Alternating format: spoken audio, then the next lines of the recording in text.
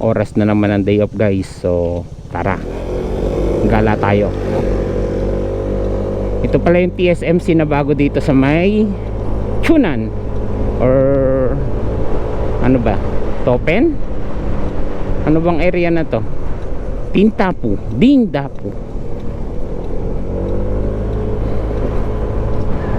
or Science Park dito sa Topen.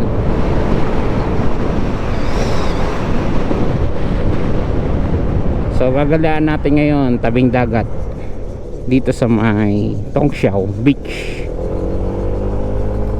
So meron lang tayong 1 oras na biyahe papunta doon. Okay, oh, ganda. Dapat ganito dapat yung mga jacket na sinusuot ng mga ano sa atin. Nagpupud panda, may electric fan. Para presko.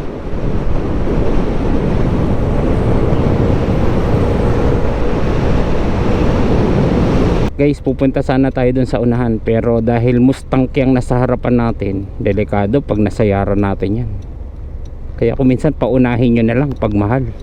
So dito na tayo sa Highway 61, kung saan dire-diretso na tayo dito. So yung inner lane, doon yung mga sasakyan or mga above 40cc, 400cc. Pwede rin motor doon, yun nga lang above 400cc ang pwede doon. Dito sa outer lane, dito lang yung mga mababagal or mga sasakyan na lalabas na sa Highway 61. So guys, halos karamihan ng tabing dagat dito or pinaka yung seaside nila puro naka windmill. Ayan, oh, katulad nito. At dahil dyan, nagiging mura ang kuryente dito. Shout out sa mga kawailaw ko dyan. Dito pala tayo kumain sa Hulong. Isang fried rice, gulay, at saka itlog. Okay na. Kainan time na muna. So guys, tapos na tayong kumain. So diretso na ulit tayo dun sa may beach. So 17 minutes na lang pala. Dito tayo kumain, dito sa paypayan nila. So ang exit, saan kaya ang exit? Dito.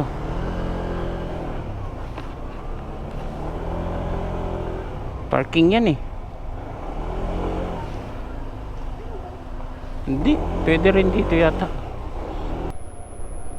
Ayan, oh, sakto yung train, oh. Nakikita pa natin.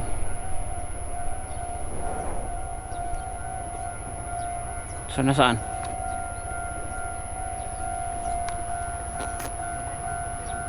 So saan pala ito? Hulong? Sa Hulong ba to? Itong paypayan na to. So yes, Hulong pa rin yata to.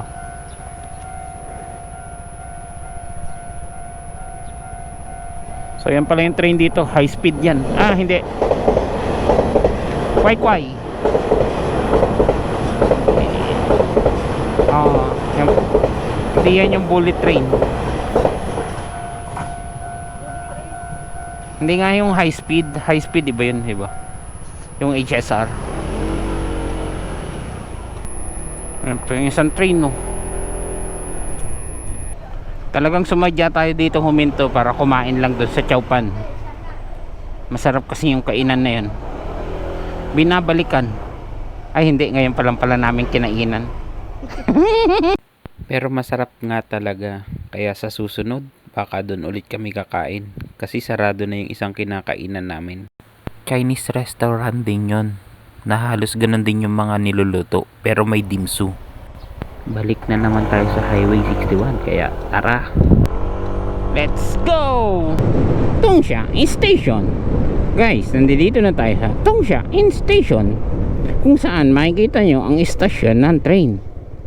Maniwala kayo. So malapit na tayo. Lumiko. Diyan tayo liliko. Papunta na ng beach yan. So ito yung pinaka ano nila, bayan. Yun doon sa part na yun, yun yung Tongxiao Station. Yung dinahanan natin kanina, yung sa crossing. Yun. Maniwala kayo sa akin. So, welcome to Tongxiao Station.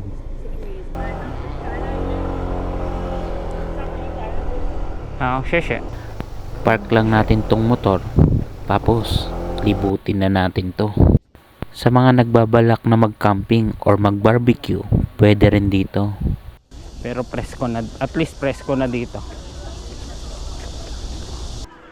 Marami din palang mga bilihan ng pagkain dito.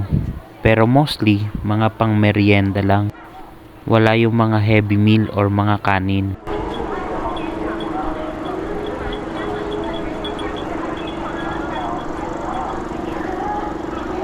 Ang gusto mo? Ayan o, watermelon. Buko. May buko ba? Sarapan.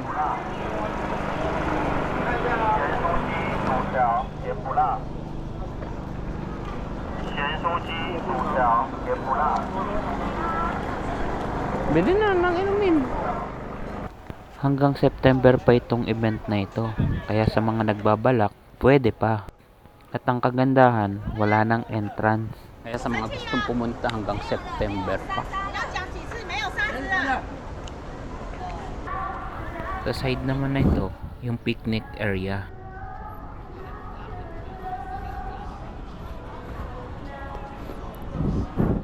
Pwede daw mag-camping at mag-ihaw dito. Ayun o, may ihawan. Sa area yan.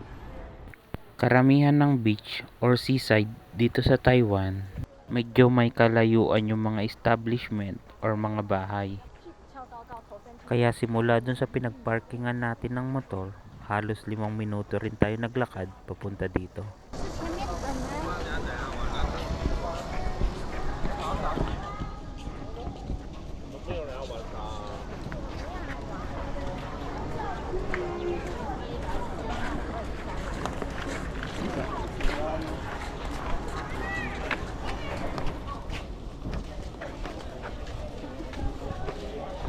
Dapat talaga nagtinyelas lang ako eh. Buhangin to eh.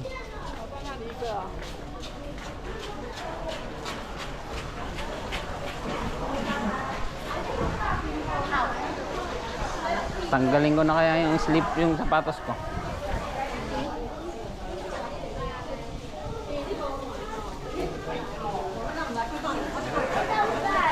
Tara, sama-sama nating pagmasdan yung mga structure na ginawa nila.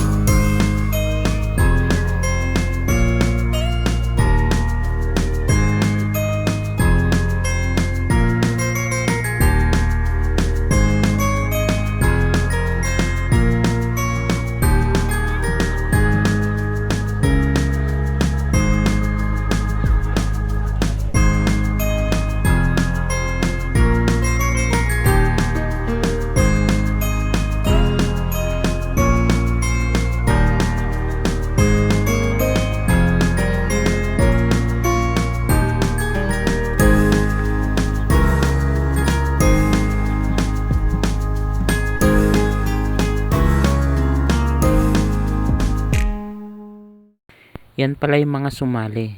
Kaya congrats na agad sa mananalo. Hanggang sa muli!